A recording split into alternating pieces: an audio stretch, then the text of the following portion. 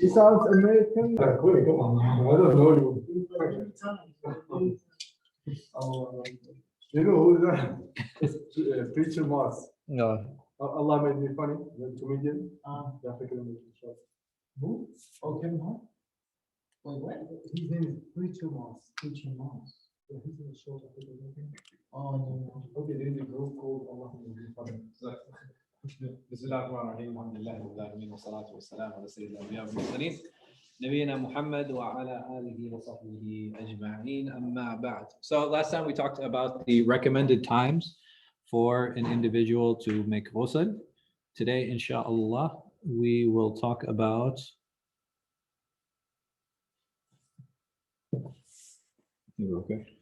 today, inshallah, we're going to talk about the recommended states, all right, and we'll talk about what the difference is between the two, inshallah. So the recommended times, we said that there were three in general. They were related to prayers, they're related to Hajj, and they're related to other scenarios. So what I'm going to do before we start this is share the quiz on the WhatsApp, because I know you guys love the quizzes.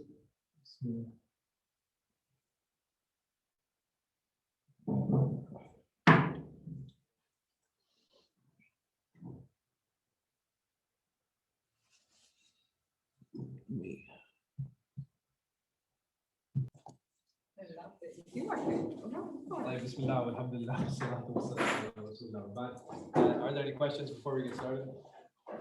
No? You guys are good? Alhamdulillah.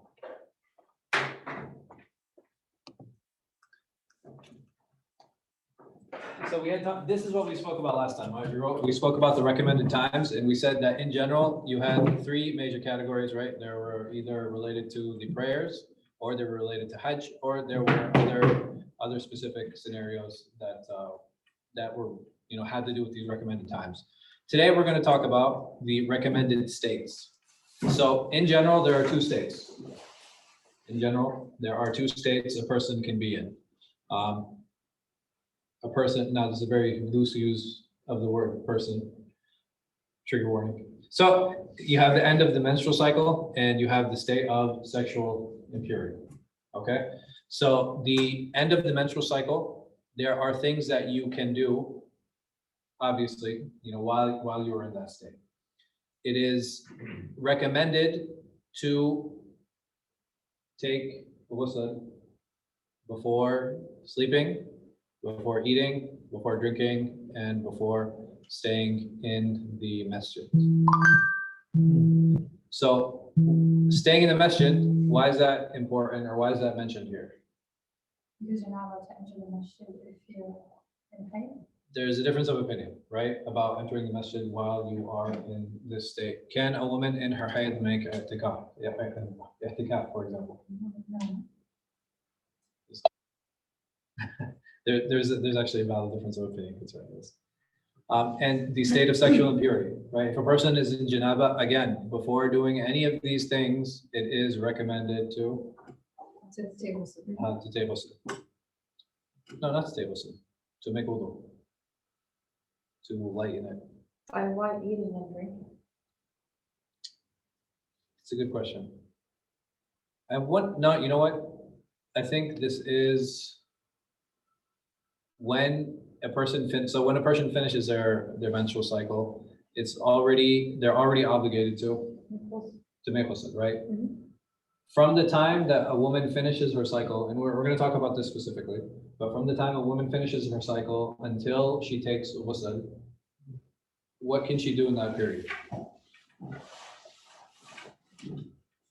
She can make dua. She can. Can she read Quran? Can she pray? Can she do any of those things? No, she can't. Yeah, for all intents and purposes, she is still treated as if she was in her cycle, right? Until she actually makes ghusl, until she washes it. But again, we're going to have a complete and separate discussion on the menstrual cycle and postpartum bleeding. So all of these are all recommended to make ghusl before in the madhāhib. There's ghusl, right? So I just recalled. Within the madhāhib, before you sleep, before you eat, before you drink, before staying in the masjid, it is recommended to an individual make ghusl. Now over here, what's going to happen for these two people when they make ghusl?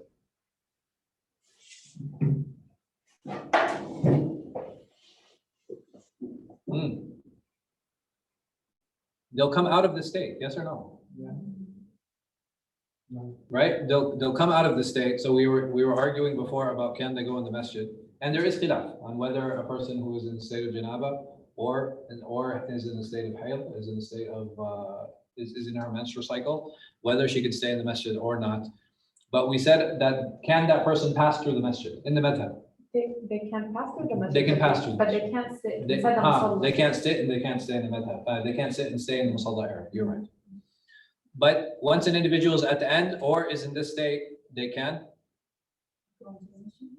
They can stay in the masjid. Why? Because now they are both out of the state. Like over here, before intercourse again, if a person plans on or is going to make intercourse again with their partner, then it is recommended that they make ghusl. All right. Is it again? These are all recommended states for these particular conditions. They are not. What is the difference between this and saying that these are obligatory states? What is the only thing that would obligate me to take a shower for these two things? The prayer, right? It is only the prayer that would obligate these two things. All of these things are recommended reasons for an individual to do these things. Any questions on this? So it's recommended to do ghusl before you do any of Before these things, any of these acts, but you don't have to do. you don't have to, right? For these individual purposes, right? The only purpose that you would actually be obligated to do it for is the prayer, like you guys mentioned.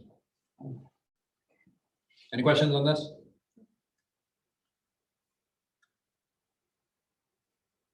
So what I want to do here is we've covered quite a bit of material that has to do with both with purification and the water and dealing with water, and also talking about the actions that have to do with that water, mainly wudu and ghusl. So what I want to do here at this point is something that I think is fundamentally important and has kind of been stripped away from fiqh as a science in and of itself, which is reflecting on those particular actions and talking about their importance, talking about their role, talking about how these are a means to actually draw near to Allah subhanahu wa ta'ala. Because the thing is, when you start coming up with, these lists, okay, this is wajib and this is the fardh and this is it becomes very dry.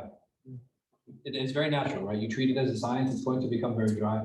I think it's very important for us to take the opportunity now to reflect on those particular actions. So what I want you guys to do in the next couple minutes, and we can't do breakout rooms, but if even those individuals who are online, if you guys want to throw something into the WhatsApp group, I want you to answer just a few questions. How can these particular actions draw me near to Allah subhanahu wa ta'ala? The way Allah deals with water and the way He deals with purification, is that a mercy that Allah has had on me? And why is that a mercy that He is showing to us?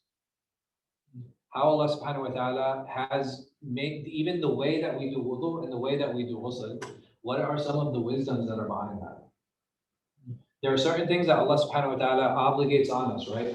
And we'll say that, okay, well, we don't know why that is. Like, for example, why did Allah make Dhuhr 4 rak'ah and make Maghrib 3? Allah knows, right? There's no reasoning that He actually gives us as a But can I draw benefits and take wisdoms out of those differences? Or no? I'm not supposed to question them at all. I feel like reflect, not be definitive about this is what it means. So you can't be definitive about it, right? How come I can't say that this is the reason Allah obligated this, or this is the reason, I won't say that, but this is the reason Allah obligated it in this way? You don't know. Because I don't know, right? Allah, the only way for me to know that would be for Allah to tell me or His messenger to tell me. That's all I said. But because I don't have either of those, I can only postulate. Right? I can only postulate and I can only assume. And as long as I'm not definitive about them, saying that this is the reason, or I can say this is a possible reason, then there's nothing wrong with that. Why is it important to do that exercise? Or is it not important at all? Should we not think about those reasons?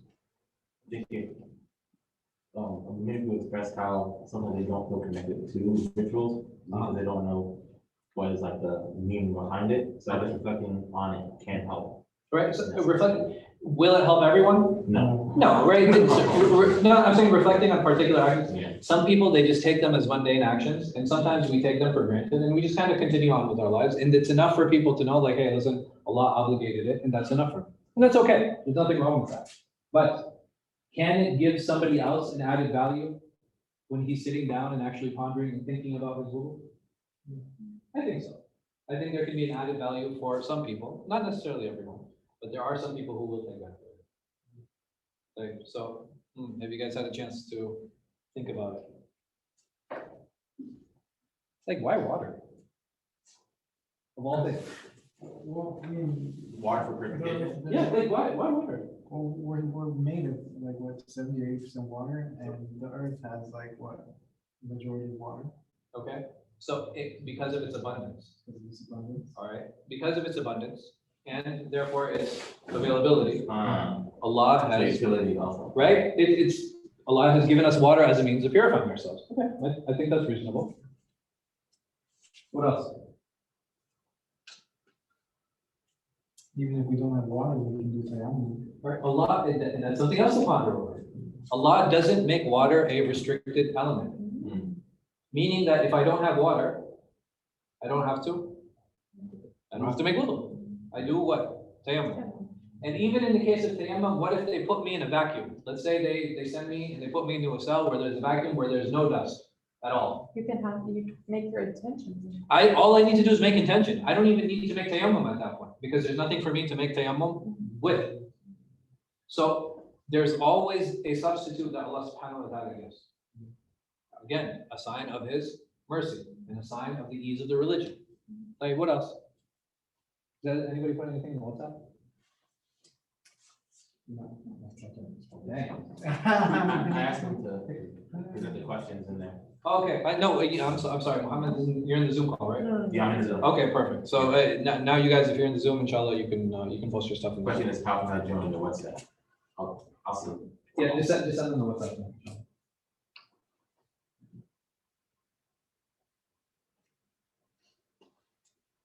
So we talked about water, the abundance of it, the availability of it. Not just that, Allah is the one that created water, right? Yeah. And it's amazing the property. I mean, just imagine if water was slightly viscous or sticky. How difficult would that make our wudu, right? Yeah. Water's not, it's not even something that we even think about. It's something that will be, once we wash it off, we walk around a little bit, what happens to it? It dries off. It just dries off. It doesn't even leave a trace after we're done using it. It doesn't have a smell, right? It doesn't have a very distinct taste, right? It does have a taste, but it's not a very distinct or sharp taste. Is there anybody who's like, oh, I don't like the taste of water, right? It's not something that we even think about or something that we even contemplate. And one of the reasons that I like mentioning is, again, this is Allah's wisdom in choosing a particular substance, and not just choosing it and creating it first with the wisdom in mind that his slaves are going to use this to purify themselves to draw near to me. Like, what about the action itself? What do you guys think about wudu? What do you think about ghusl? It's a very strange way to purify It's yourself. like, I think Right. it's just purifying everything of yours. Like, Okay, like what? Expand on that a little bit. What do you mean? Our majority part of our body is clean in wudu. I mean, in ghusl, we have to do the entire thing, but I think the reason why we're told to do wudu the way we are told to do is so our entire body, or majority of our body that would naturally get dirty, Mhm. is clean. Okay, so basically you're saying the exposed parts of our body are the ones that Allah commands us to clean. Yeah. Okay, that makes sense. So you're saying that there is a tie or there's a link between physical cleanliness and spiritual cleanliness. Okay, that's fair. what I was thinking was the actual action itself, like, it's like, kind of, making the effort and moving towards the direction versus, you can just do it this way kind of thing. It's like, how can I say, it's like, you put a path, It's part of a process. it's part of, but you have to work for it, Okay. it's like you have to put effort into it, So you're putting effort into the preparation. into the preparation. That makes sense. No, that's nice. Getting closer to It's not just like, okay, get up and pray, Yeah, right? You have to prepare yourself for the prayer, meaning that you're kind of putting yourself in a mental and a spiritual state in order to meet Allah. It's That's respect deep. for him. That's like, it's a way of showing respect to Allah subhanahu wa ta'ala, that I'm not just gonna come to you in any way. Yeah, like dress nicely, have wudu on. Yeah. Act like. No, act proper, you know, Yeah. why am I doing that? Because I'm going to meet my Lord, Yeah. right? I'm going to meet my Lord, I'm going to meet my Creator, so there has to be a preparatory step in that. Oh, that's nice, I like that. Hey, what else? The wudu itself, like, it's, you know, I wash my arms, I wash my feet, I wash my face. I don't wash anything else. There's a lot of symbolism there, right? It's very symbolic. Allah doesn't command me to wash my neck, for example, or my thighs, right? Or anywhere else on my body. These areas in particular, and Zaira said that it's because these areas are exposed, which is why Allah allows us to wash them. What if Allah had increased on that? But it's become more difficult. It'd become more challenging, it'd become more difficult. And subhanAllah, even when the fuqaha talk about how a person makes wudu, you don't have to remove anything, right? You don't have to take anything. It's not like I have to go out of my way, right? I don't have to make any extra special effort for this. The only special extra effort I'm doing is making those particular areas wet. Again, another sign of Allah subhanahu wa ta'ala's mercy and an ability for us to prepare us to meet Allah subhanahu wa ta'ala. What about ghusl?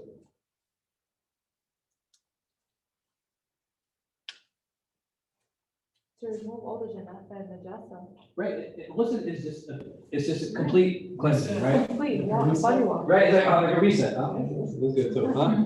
It's like, right, you're washing yourself entirely, you're removing whatever traces of filth that you have on you, and you come out. Even, how do you feel after making wudu, or how do you feel after making ghusl? Fresh. All right, sometimes you feel really refreshed, right? You feel really refreshed after doing that. And I think that's part of, again, the meeting process. You know, if I'm meeting Allah, I should be aware. Because even Allah subhanahu wa ta'ala, how does he describe the prayer of the munafiqeen? Like they're lazy. Kusala, right? Like they're lazy. Allah subhanahu wa ta'ala, he describes those individuals when they go and they stand for prayer, they stand really lazily, right? Yeah. You know what I mean? Like there's no, and when you stand lazily, what does that show you about that person internally? Like you don't care, right? You don't care, you know, there's no respect there. So this idea of preparing, this idea of, you know, kind of waking up and giving a mental shock, because water has that effect, right? Water has it. Even if I make wudu with warm water, once I splash it on my face, I'm going to wake up. It's just giving you like, it's giving you like ruh again. It's like re-energizing your spirit, I right? feel like It's when someone- reinvigorating. When someone does a wudu, it's just like getting closer to Allah more, like one step closer. Okay, how? Because before you do wudu, you have the intention to do it for him. And when you finish, you basically did it for him and now you're having a new intention to pray. So, okay, so you're basically streamlining your intention, kind of purifying your intention in order to prepare to stand in front of Allah. Is that Kinda, yeah. kind of? Yeah. There's a better way to express it. Yeah. Yeah, I know. So it's okay. I'm trying, but it's important, you know, to keep all of these things in mind. It's a very spiritual experience, right? And sometimes we don't think about the wudu being a spiritual experience. We don't think about it as a means of interacting with Allah subhanahu wa ta'ala. But even the Prophet said that he described the wudu as a condition for the prayer. And this shows its importance, right? If I don't make my wudu right, then my prayer is not accepted. But how do you know your wudu is right? How do I know my wudu is right? You did it the right way, but do you actually know that? So there's a difference between knowing I did my wudu properly and whether Allah accepted my wudu, right? What's the difference between the two? One you know and one you don't know. Yeah, basically. When I know, when I don't know. Like you did it right, you did it 3 times each side. Right, what I know because I have the knowledge that I did it properly, Yeah. right? It's basically like looking in a manual, right? And the manual tells you like, this is how you do this. And you get to the end, you're like, But maybe you're assuming that you did it right. that's fine. But I guess let me switch this up a little bit. Would Allah subhanahu wa ta'ala make something so tedious that it's impossible? You know what I mean? He made all of these facilities easy for us, right? He gave us water and he said there are substitutes if you don't have water, et cetera, et cetera. But if you don't do it like this way, It might not be. I'm not going to accept it from you. Do you really feel Allah is petty like that? No. Right? I can't imagine Allah being petty in that way. Like, haha, I got him. Right? It's not. It's not appropriate for Allah subhanahu wa ta'ala. Yes. I was thinking about the routine, the consistency of it. So Yeah. it's like when you're consistent with something, you get better at it. Well, yes. And so, in this way. you stay There's some consistent. kids though. Oh, yeah? Some kids the consistency doesn't really help them. Really, you think so? Well, No, because you can do something consistently wrong, right? Well, if you do it consistently right, If you do it consistently right, I'm with you. Right. I agree. according to, obviously, there's a lot of reasons, how he taught us to, Yes. like we do this. And not just that, one of the amazing things about wudu is that it's mentioned very clearly in the Quran, right? And the way the Prophet ﷺ did it, all of the madhāhib agree. All the madhāhib agree that this is a description of the wudu of the Prophet ﷺ. Now, how do they classify it? What is fardh? What is wajib? What is sunnah? What is makruh? This is where they do. But in the actual way, if you said, hey, what is the sunnah wudu? They'll all agree that yes, this is a sunnah. So it's described in the Quran. It's very clearly described in the Sunnah of the Prophet ﷺ, and it's something that has reached us. So there's nothing that's hidden there. So it's not, again, Allah is not petty, right? Allah is not only has He made the means available, He's made the water available to us, but also the way to do it, He hasn't hidden from us. He's told us exactly what we need to do. Why is that important? Do we have the same clarity in every single aspect of the deen? No, we don't. We don't have the same type of clarity as we do with this. There are certain rituals that 100% clear, and there are certain rituals that aren't as clear. And some things you have to extrapolate, sit on, discussions over. But the wudu is not like that. Why do you guys think that Allah allowed so much more clarity in this than He did with other parts of the deen? Because of its importance. Jades. Because it's important. It's like, how important is it? I mean, without it, nothing counts. Right? It's fundamentally important. It's fundamentally important. Allah subhanahu wa ta'ala obligated on the Muslim 4 things. Those are prayer, So Hajj, Hajj, fasting. Khalas. Zakat. Oh, that was zakat? Well, that's five. I didn't know Khalas was the 5th. Ah, Fasting. and fasting. Yeah. Right? You guys butchered the order, but no problem. You said four. You're It's wrong. still- It's you're five still- related. The fifth pillar is not an action, right? And that's this first pillar is actually a condition for the other 4, right? So these 4, why did Allah choose these 4? Out of all of the actions He could have gave us, why these 4? Because they're specific? simple. There are simpler ones. Because that's what our deen is, basically, in a nutshell. Why? Those 5 things. But why these 4? That's how all the prophets. Because they're actions. You There's a actually lot of do. actions we can do. Because of the sacrifice? Okay. There's a lot of, I can actually do physical sacrifice. Okay. Huh. Because they're connecting us to Allah. But everything is. Everything connects us to Allah. Wow. So I would have said the same Is thing. there an answer? Of course there's an answer. Tell us the answer. You have to sit in my circle. We So, are. no. No, the answer is because these are the actions Allah loves most. Oh. And it comes in a hadith Qudsi, where Allah subhanahu wa ta'ala, He says that the things that I love the most, I have obligated, iftaratu alayhim, and I have obligated on them. So Allah chose these actions out of all of the actions He could have given us, because these are the ones that He loves the most. And from these actions that He loves the most is very clearly the salah, the prayer. And He's made this foundation, a foundational part of the religion. And in order to support that foundation, He has also given us clarity in how to purify ourselves, to prepare for it. Important, like these are very important things. In something so foundational, something so important, Allah is making it easy for us, to perform that obligation. So we talked about wudu, we talked about water, we talked about wudu, we talked about ghusl. Now I want to talk about tayammum. What do you guys think about tayammum? What is tayammum? Do you guys remember? Do we do it? Or no? We did tayammum? We covered a little bit. Did we? Yeah. Oh, yeah, we're supposed to do tayammum next.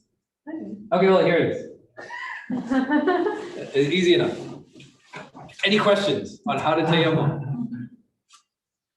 Tayammum is this. You wipe your face. You wipe your face. What's the S? Shaq. Up to that one. We do up to the Yes. even to the limit. So, majority of the madhāhib, they say up to the wrist. And the Shafi'iyya, Allah guide them. Thank you. They include the elbow. But even that, like me just wiping my hands and then wiping my face. Easy. I mean, it's easy. So I have a question. So Whether I need to do it because I have janaba or whether I need because I broke my wudu. Either one. Yes. and how about, let's say, for example, you have both like natural earth surface and water. Which one? No, if you have water, you can't make tayammum. Oh. Simple. Well, inshallah, we'll talk about that. But just in general, and so tayammum, I just showed you guys how to do it. It's nothing complicated. So you said twice. Hmm? So you do that first twice? No, well, there's a difference of how many times you strike the earth, but in general, strike it once, Once. then that's it. I don't know how many times you guys are gonna make me do tayammum, but. So, I mean, that's exactly what it is. That's exactly what tayammum is. It's something, it's very easy, it's very basic, but it shows the ease, right? It shows the ease of the religion and how Allah subhanahu wa ta'ala, and could Allah have made it more complicated? Yeah, But He could have made it just like the wudu, yeah. right? He said, okay, use the dry earth, make it just like wudu, you know what I mean? Take some spit, rinse it out, you know what I mean? It could be very complicated, but Allah made this easier than He made the wudu. Yeah, very easy. So, without any type of complication in the tayammum, even that, it's more of a symbolic gesture than it is a physical cleanliness. Yes?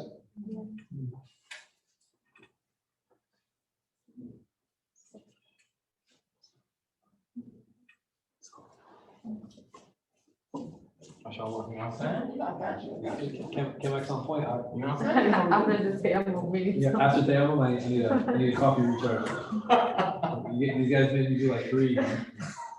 So, what do you guys think about this piece now?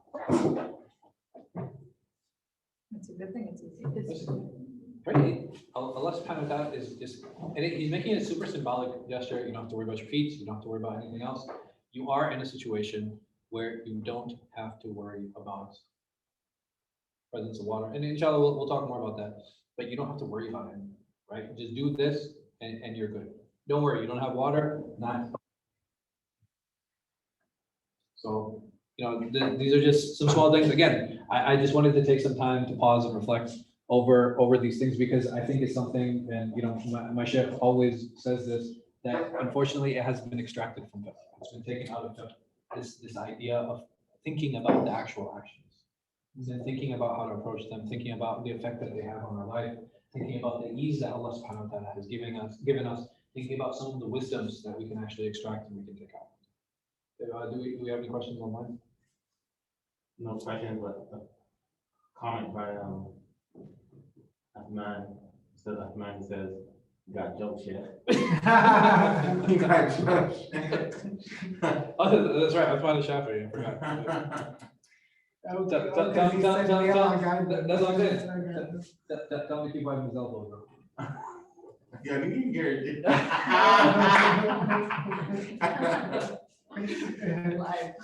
But so we do have a little bit of time, inshallah. So I'll try to get through tayammum.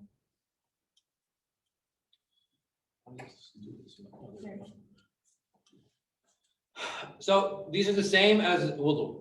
These are the same as wudu. There's no difference here on what are the prerequisites for an individual to allow his tayammum to be accepted. He needs to be Muslim. He needs to have reached the age of bulugh or discretion. He needs to have finished wiping, meaning that he needs to have completed istinja or istijmar. Removed any places, if there are any coverings on the arm or the hands, these have to be removed. The water, or in this case, the dirt needs to be halal, and his intention. How do you know that the dirt is halal? You didn't steal it from anyone. Okay. Or ghasb, you took over somebody's land and you went there. Oh, okay.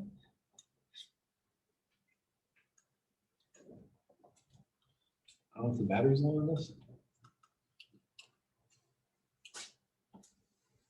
So these are conditional obligations, meaning that you will not, your tayammum won't be valid without them. You have to say Bismillah, you have to wipe your face and your hands, you have to maintain the order. I cannot wipe my face and then my hands. If I wipe my face and then my hands, according to the Hanabila, your tayammum would be invalid and you have to do your tayammum again. I know, big request, very challenging, but You have to say Bismillah? you have to say Bismillah.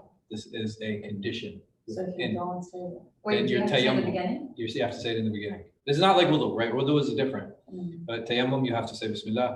I guess they were just like, they're like, oh man, we gotta put something in here. Like, there are, there are enough good conditions. So let's do something. It's too easy, right? It's too easy. Maintaining order and continuity. Continuity is basically you can't allow a gap between the wiping of the hands and the face. And how would you deal with that as if you were in a situation if you had water available to you and one place dried out before the time? Yes. A question by Athman. Why is it only up to the wrist? Because that is what has come in the Sunnah. This is what is authentically narrated in the Sunnah of the Prophet ﷺ. Now, why did the Shafi'iyya include the elbows? I don't know. I think maybe either qiyas on wudu or some other reason. Maybe Uthman, honestly, he probably know better than I do. But as far as I know, all authentic reports narrate the wiping up to the wrist, and just or just the hands. And indicative of that, what constitutes the hands is everything from the wrist forward. Mhm. So when you say hands in Arabic, it's everything. Granted, yad can have multiple meanings in Arabic, right? So this is the yad, this is the yad, and sometimes even all the way up to the shoulder can be considered the yad. So it's possible that there are some linguistic implication, and I think they use some weak hadith also. A lot of times. So Yeah. for tayammum, like for each salah, do we need to have mutant for tayammum? We'll talk about that, but in general, you don't. You don't? In general, you treat tayammum, there's a difference of opinion, but you treat tayammum like you would wudu. So again, we'll talk about that, inshallah. These are the conditions of when you shouldn't do it. Yes. So there's two questions, one from Yusuf, and then another one, a follow-up question by Athman. Yeah. So Yusuf is asking, can you perform tayammum with any natural surface, sand, dirt, rocks, etc.? We will talk about with what you can perform tayammum with. And Athman's follow-up, is there any, he says, sis on that? Yeah. Is Because the there, verse is the same. is there what? He says, Because the verse? yes. Oh, because the verse Allah subhanahu wa ta'ala talks. No, I'm not. the- Sorry, I wasn't like- yes. I'm reading the English, okay? No, even if there was takhsis, it could only apply to wudu. If anything would apply to tayammum, it would be al-qiyas. So the conditions on where, I think the numbering messed up. But anyway, I will fix the numbering. This is 1, 2, and then the next one will be 3, 4, and then surprisingly, the final one will be 5. I don't want to keep you guys in suspense.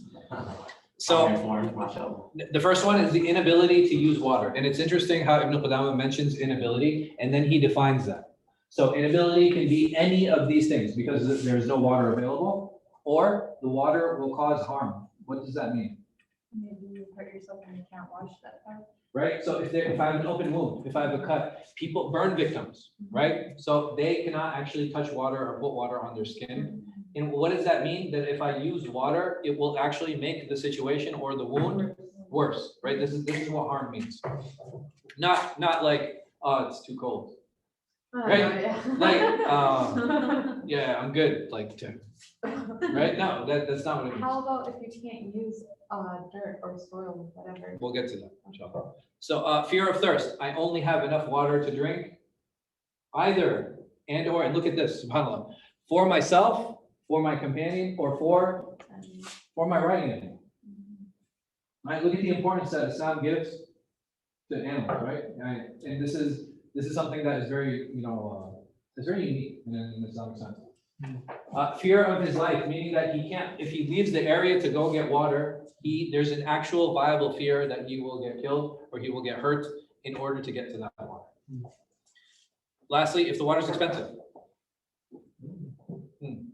Like, and expensive, I mean, water isn't free. It doesn't matter where you're, right? Either you're paying a bill or, you know what I mean? So the thing is, how do I define expensive? It would be like, maybe double or triple what the customary cost of water is. All right? Any questions on any of these? And all the madhabs agree with. This is just the Ḥanbali madhāhib. Yeah. The other madhāhib, I don't know, but I know for at least A for sure. No doubt. There's no difference. And I'm pretty sure of B also. These other ones might be. No, I mean, fear of thirst, I think you could apply. These two, I don't know. So D and E, I don't know. A, B, and C, I'm pretty sure. The other condition is commencement of the prayer time. What does that mean? Okay, and then, what do you mean? The time of prayer started. The time of prayer has to have started, meaning that, for example, if it's like 8 o'clock in the morning, I cannot make tayammum. Why is that? And what is one of the wisdoms behind that? Because if you do tayammum, probably when Dhuhr starts, you might have water. I might have water, right? So I might come across water once the time for prayer starts. So basically, condition 1 then leads to condition 2, right? All right, I have no water, prayer time started. I can now make tayammum. And there's a fundamental difference of opinion regarding this. So you have the Malikis, the Shafi'is, and the Hanabila, and this will come back to your point. They say that it actually allows worship. When I make tayammum, this allows worship. And meaning that once I do tayammum, I can treat it as wudu. I'm sorry, no, I can't. It allows worship. It allows that particular worship. It allows that particular worship. Versus removing the state of impurity. Because once I use that to remove the state of impurity, what happens? I can continue now on that state to worship. You guys see the difference or no? You know? Okay, no problem. I'll repeat it again. For A, which is the Ḥanbali opinion, it only allows you to perform that particular worship. So you can only pray. I can only pray that prayer. Oh. The next prayer comes, I have to what? You do. I have to do tayammum again. But can you read Quran? Can you hold up? I have to do tayammum for this one, any particular worship that I'm looking to do, You have to do it. I have to do a new tayammum. How about, like, let's say you're traveling in a road trip and you did tayammum and then you pass by a gas station. Or you fast, and say? Huh? Okay, so you reloaded the gas station. You pass by a gas station and they have a restroom. Like, you have water now. Yeah, and I have water now, I have access to water. So that's a question. So I'm, for example, and it has to be, I would give like a more of a realistic example. I'm driving through the desert, right? I'm looking at the GPS. There is no water for the next 50 miles. There are no gas stations for the next 50 miles, but I have enough gas. Is that a possible scenario? But what if the time of prayer comes in? Time of prayer comes in. What do? You still do tayammum. I would do tayammum and I would make that prayer. The moment I reach the gas station, You have to do that. remember this. This is a what? This is a condition. Once the condition is gone, what happens? It breaks. I have to make wudu now because of the water is available. So this allows worship, meaning for every worship, I have to renew my tayammum. This one removes the state of impurity. I'm okay.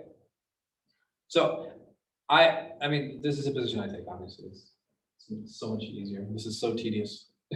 Yes. So for B, you can do as many acts of worship. Yes, you can. And you can continue on that state because now once I've made tayammum, I'm basically treating it like wudu.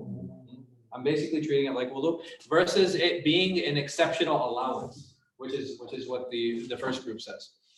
So what happens if during prayer, like I'm praying, I make tayammum, I start praying, and then someone's like, hey, I got water. That's a good question. Like you're. I'm in my second workout. No, that you completed. Huh? Bro. So if you're Maliki or Shafi'i, you would complete your prayer. If you're Ḥanbali, Oh, you would salam now? you got salam out. What? Yeah. If you're Hanafi or Ḥanbali, you will salam out, you will make wudu, and you will pray. But there is one quote in the Hanafi. So. But the nice thing with Ḥanbali is you'll always find you'll always find an opposing opinion. If you want variety in opinions, come to us. We'll take care of it. Yeah. I said in Shafi'i, that you gotta make up the prayer though. He says, You complete it and you still make it up. what he's saying. Jazakallah khair. So That's how I told That's like extra credit, like yeah, that overachiever type stuff. we will. A Yeah, plus so two. you're obligated to complete the prayer and you have to make it up. Dang. Why That's what I'm don't we saying. break the prayer? Y'all come through. Yeah, why don't we? Come through. We accept. Huh? Can we, break the prayer? Yes. Say salam. Yeah. You just salam. So there are a number of reasons you can break prayer. And inshallah, we can definitely talk about that. But I'm allowed to break my prayer. Like if there is fear, right, or something happens, or I break my wudu during the prayer. I forget that I had wudu. A flag or something like that. Right. Or I mean, the emergency situations, right? Emergency situations like final call, and you know what I mean. Like, how focused are you, like, realistically going to be on your prayer? Yeah. That's true. Like, Yeah. if you hear, final call for my flight, and Yeah. they're like, we are closing the gate if you don't come immediately. Sure, you're going to be right, then you're going to head out. So there are exceptional situations, right? There's no situation where you're like, no, life or death. You gotta, you have to complete your prayer. So 3, intention. If I have an intent, remember we're talking about the group of people who just to allow the worship. So if my intention, I don't know if the problem is the. Yeah, I think is rukn. Is it from the Sunnah? Yeah. Yeah, he said it is. Okay. So alhamdulillah. So if I can downgrade my intention and I cannot upgrade it, meaning what? And if you make the intention of something, you can't add things to it? So I can go from fardh to sunnah, but I cannot go from sunnah to fardh. Like, so if I make tayammum because I wanted to pray qiyam, or I wanted to do istikhara, right? So then I'm like, oh man, I forgot to pray dhuhr. You can't. I can't. I have to make tayammum again. I mean, It's fine. Whatever. You know what I mean? I feel it's kind of petty. So you hear that? So- You know, Yes. So now here's your soil question, and I think Yusuf had the question as well. So the Hanbalis and the Shafi'is, they say it must be earth, meaning that it has to be soil. So what happens if I don't have water or soil? There's dust or whatever. I don't have to do anything. I just make intention. So there's rock. That's not. It's not good enough. For us, it's not good enough. You ain't make the cut. But at that point, what do? You just make intention, you pray. Because there's nothing you can do. Because there is no substitute for soil. The Malikis are the easiest. And I personally feel the safest with this. Is you can use any surface other than gold or silver. So like this. Yeah, so you can touch the table. Like I made 3 tayammums in front of you. I was good. Like touching the table. That's We have fine. water. and also leaves and everything. Anything. So for them, again, the Malikis, any surface except for gold and silver. And the reasons for gold and silver, And Ḥanbalis follow that too. I don't know why. Gold and Because silver you're specifically. never gonna find gold and silver to do tayammum. I mean, Yeah. you can. I mean, what if I work in a gold mine? touch your necklace. I'm sure you have water too. Touch your Touch necklace. It's like you should be wearing. Yeah, you can't actually have it. Go. Imagine doing that. You wanna wear gold? Like That's where female. they'd be going. I mean, what if females? I mean, like, what if I got my, you know what I mean? I got my ring, I got my silver ring, and I'm like. But anyway, I mean, whatever the reason is it maybe because these are used more for decoration, and that's why you can use them. Yes. Is the touching of that surface just symbolic, or is it to collect dust from the surface? So that's a good question. In general, the idea is to touch to get the dust. Mm. The idea is to actually collect the dust. You have some people in the madhāhib also saying like you collect dust. Mm. Like you actually collect the dust.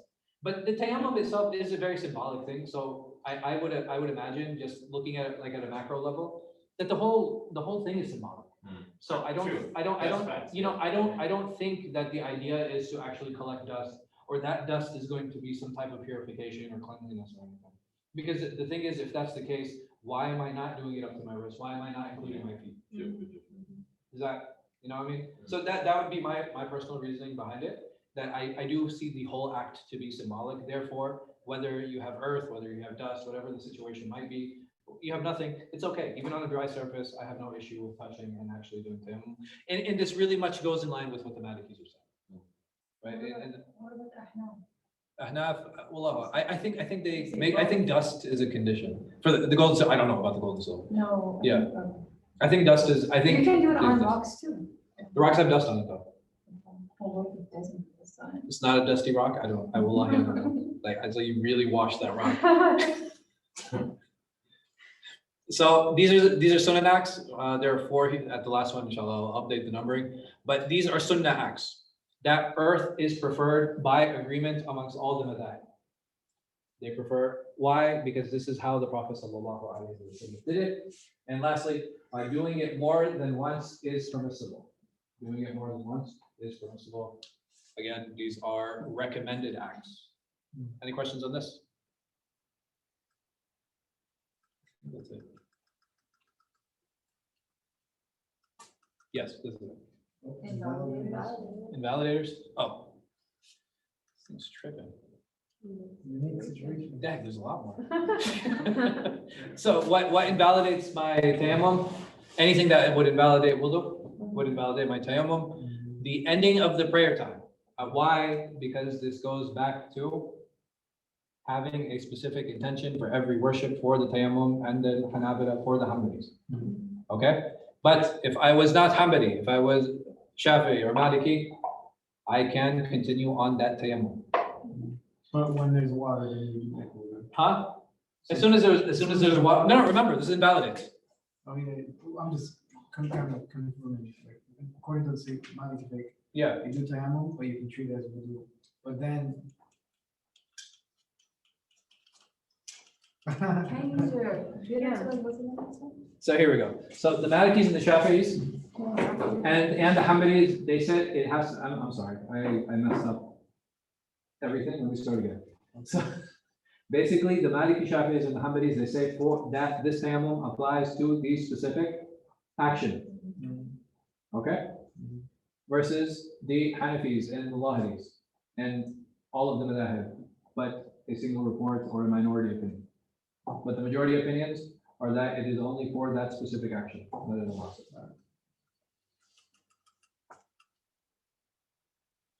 So the ending of the prayer time, unless you are Maliki, right? Unless you are Maliki or you follow that opinion, or you follow one of the minority opinions of all the madhāhib, then as soon as the prayer time ends, why do you need to do it? Because you have to renew your intention. You have to renew your intention because it is a new action. It is a new ibadah. And finally, the ability to use water. As soon as you come across water or you can use water, your tayammum becomes invalid. Any questions? So there are unique situations. So if there is no dirt or no dust, according to the Ḥanbalis, you do not need to do tayammum. All you need to have is the intention to purify. Why? Because you don't have that substance available. Ice. Ice. What do I do with ice? So the Malikis, they allow tayammum. What? The Hanabila do not.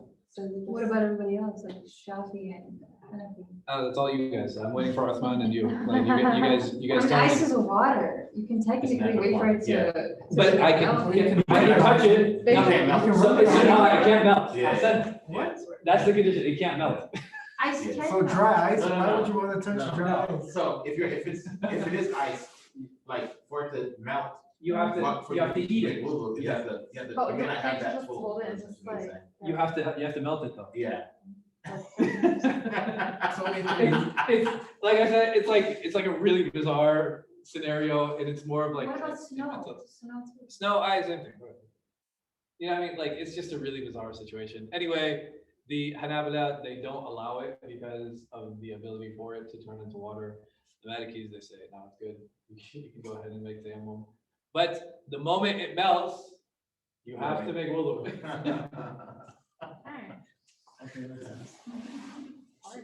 And this will be the next discussion, inshallah. It'll be this month. We might have to split into 2 sessions, depending on how far we get. Depending on how heavy the flow is. Oh,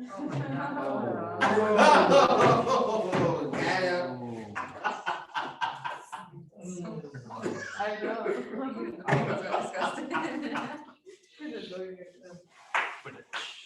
I will see. Are there any questions in the chat? Otherwise, we're gonna end. Brother Yusuf made a comment, I think regarding the, not being able to use, silver and gold, he says, Yeah. maybe because not to show that you are worshiping the wealth, since purification is a form of worship. Question?